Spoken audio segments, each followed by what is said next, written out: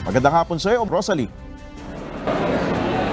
Yes, magandang hapon, Nel. At katatapos nga lang natin sa isang ambush interview sa tagapanguna o sa Chief Executive Officer at gayon din ng Presidente ng PAGCOR o ng Philippine Amusement Gaming Corporation. At nagkaroon tayo ng pagkakataon na mahingan siya ng reaksyon hinggil dito sa pinakamalaki na binanggit ni Pangulong Bongbong Marcos Jr. sa kanyang ikatlong State of the Nation address, kung saan halos lahat ay nagulat.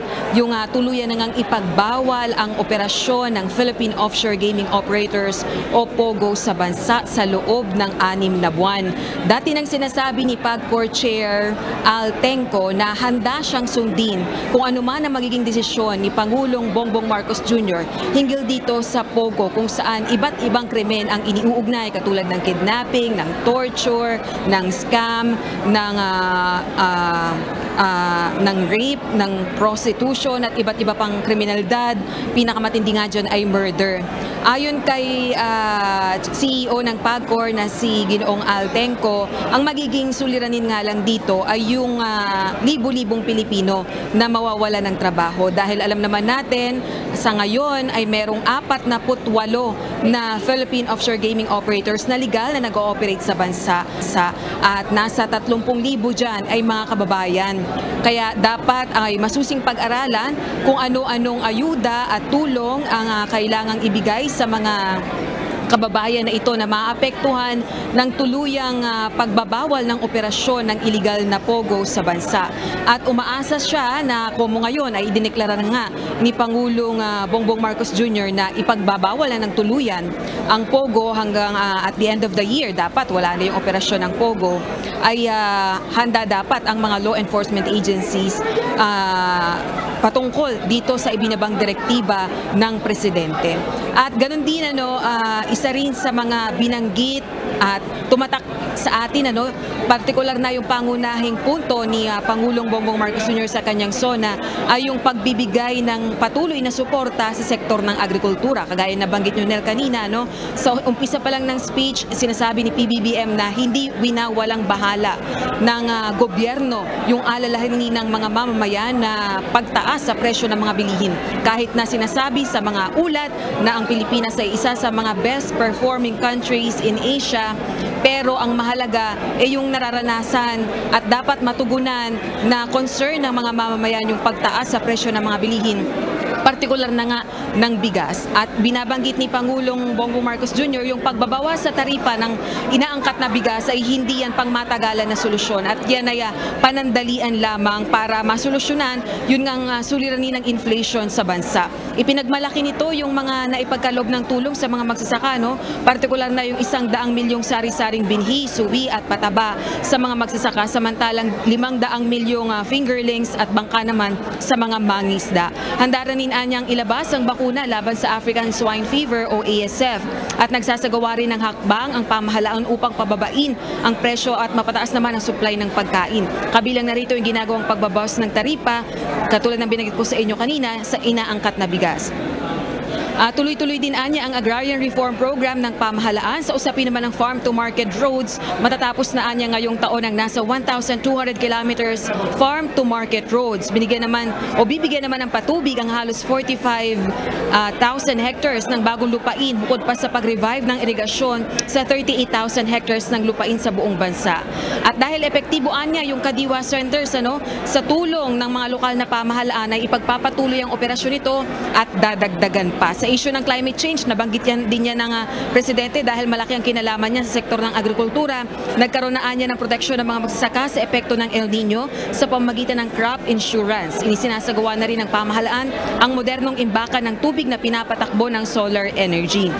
Sa kaambang banta naman ng La Nina, pinaghahandaan na rin ng pamahalaan ang magiging epekto nito sa pamamagitan ng tuloy-tuloy na flood control projects. Anya, mayroon ng 5,500 flood control projects na natapos na at marami pang iba ang kasalukuyan anyang ginagawa. Ngayon, Nel, kanina sa Senado, isa sa mga nabanggit ni Senate President Chis Escudero, yung pagsasantabi o gagawing back burner nga, yung mga panukalang batas kaugnay ng charter change. Nagkaroon din tayo ng pagkakataon pagkakataon na mahinga ng opinyon o reaksyon ang mga Makabayan Bloc. Siyempre, alam naman natin na itong mga Makabayan Bloc, solons na ito ay tutul talaga sila sa pag-amyenda sa 1987 Constitution. Partikular na yung pagbabago o pag-amyenda sa economic provisions ng 1987 Constitution dahil nila mas maraming dapat pagtuunan ng pansin ang pamahalaan kaysa sa charter change. Pakinggan natin ang pahayag na yan ni Representative Arlene Brosas at Franz Castro.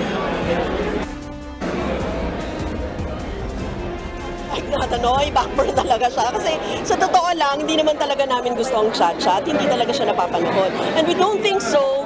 Yung mga nakaupo ngayon ay it will be favorable only for them at hindi talaga para sa taong bayan. Ang gusto sana natin, kung magkakaroon man ng ganun na pagbabago, dapat taong bayan ang siyang manguna.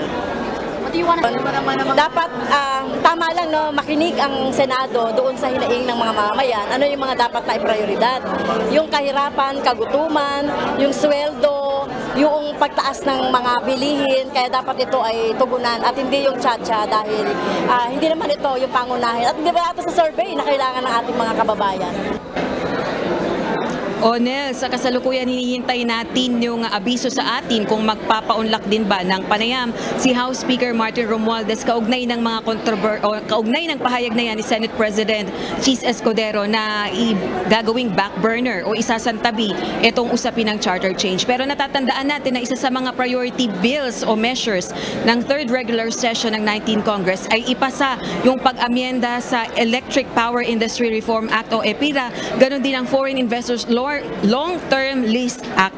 At isa kasi ang mga ito, o ilan ang mga ito doon sa target na amyendahan sa 1987 Constitution. Balik sa'yo, Nel. Rosalie, balikan ko lang yung tungkol dun sa Pogo. May nabanggit ba ang PAGCOR chief kung paano nila ipapatupad itong pagbaban ng Pogo bilang regulatory body? Nel, kasi kasalukuyan na nasa 48 yung mayroong legal na operasyon, 208 o 200 plus yung mga illegally operating. Sa ngayon, ang binabanggit niya ay hihingin niya yung tulong ng law enforcement agencies at ng mga lokal na pamahalaan hinggil dito sa mga operasyon ng Pogo.